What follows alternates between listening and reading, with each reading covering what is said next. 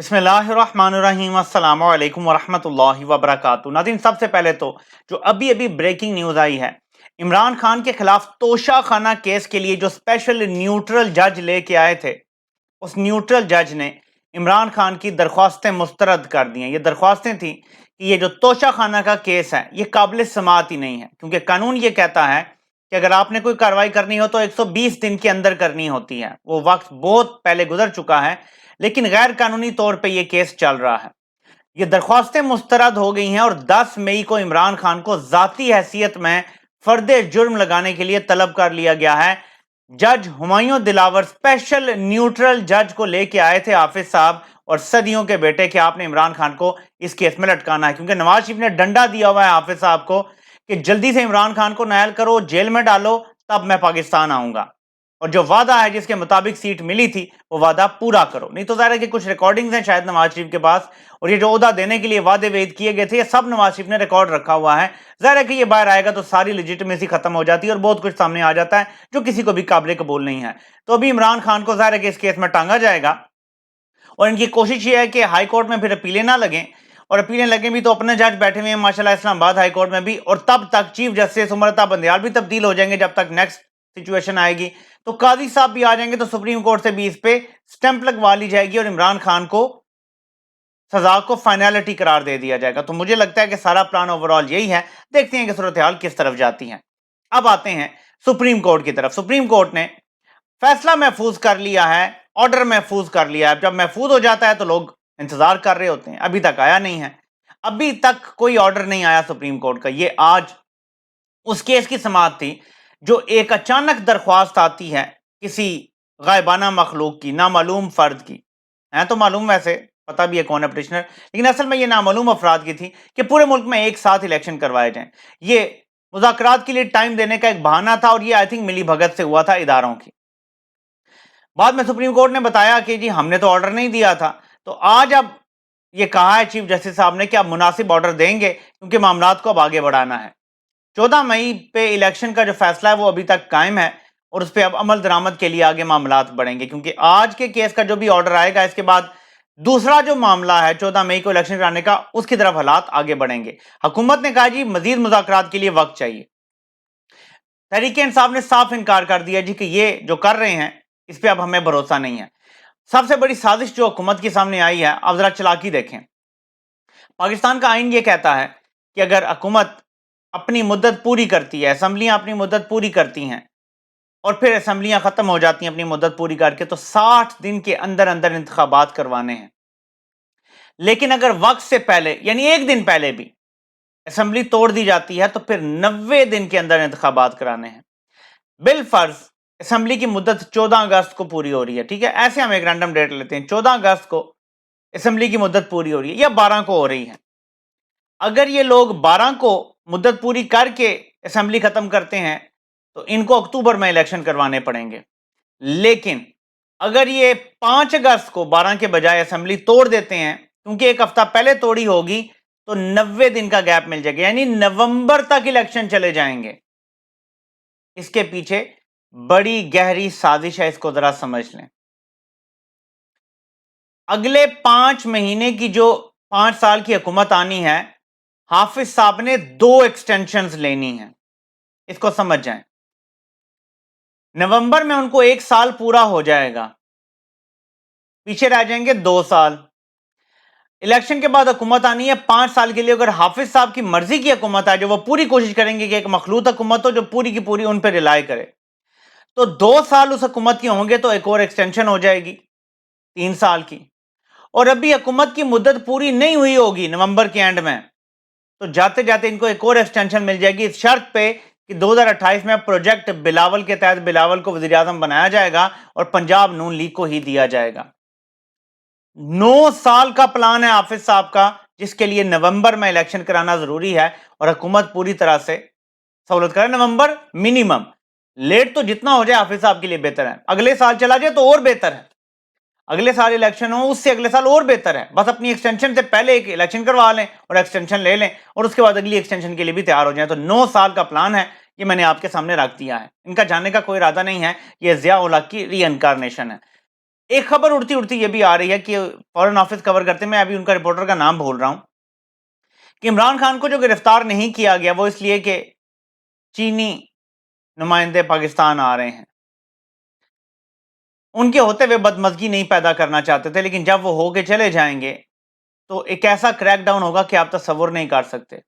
عمران خان سے کچھ پرانے گھاک صحافی ملے ہیں جس میں محمد مالک اور اس طرح کے سہیل وڑائش ٹائپ لوگ بھی تھے، اور ان سب نے تقریباً یک زبان ہو کر کہا ہے کہ عمران خان صاحب اسٹیبلشمنٹ آپ سے بہت ناراض ہے، بہت غصے میں ہے، آپ کو کچھ کرنا پڑے گا۔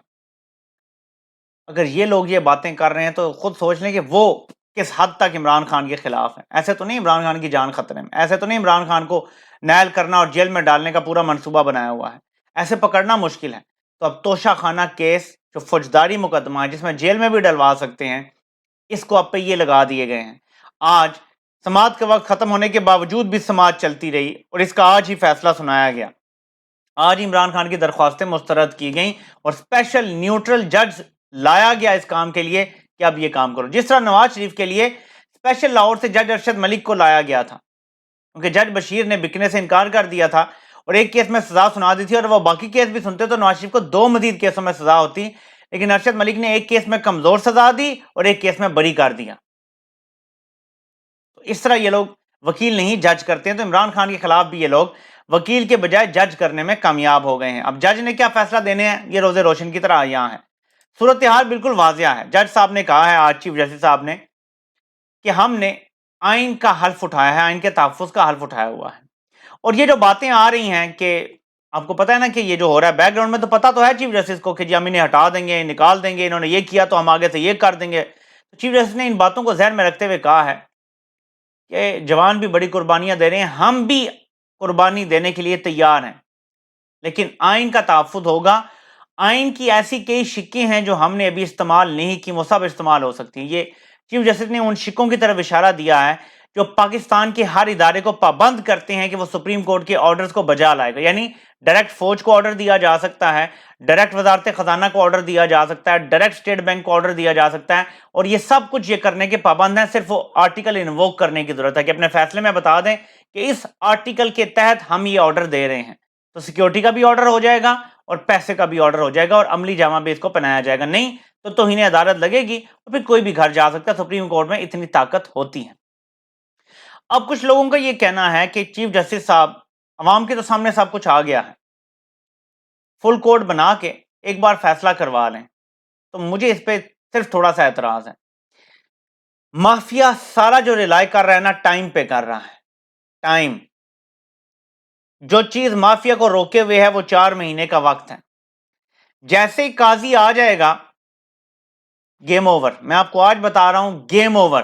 پاکستان 75 سالوں سے جن کی چراگاہ ہے، اس کے بعد جو وہ کریں گے آپ تصور نہیں کر سکتے۔ اپنا کانا قاضی آ گیا، اس کو کانا کر لیا بائی دا وے انہوں نے، اس کے بعد ڈیل کی، اس کے بعد اس کا کیس ختم کیا، اب وہ ان کے ساتھ ہے، ہینڈ ان گلوز ہے۔ تو سوچیں کیا ہوگا پاکستان کے ساتھ۔ ججوں اور جرنیلوں کا گٹھ جوڑ ایک بار پھر پاکستان کی چولیں ہلا کے رکھ دے گا، پاکستان کو تباہی کے دانے پہ یہ پہنچا چکے ہیں۔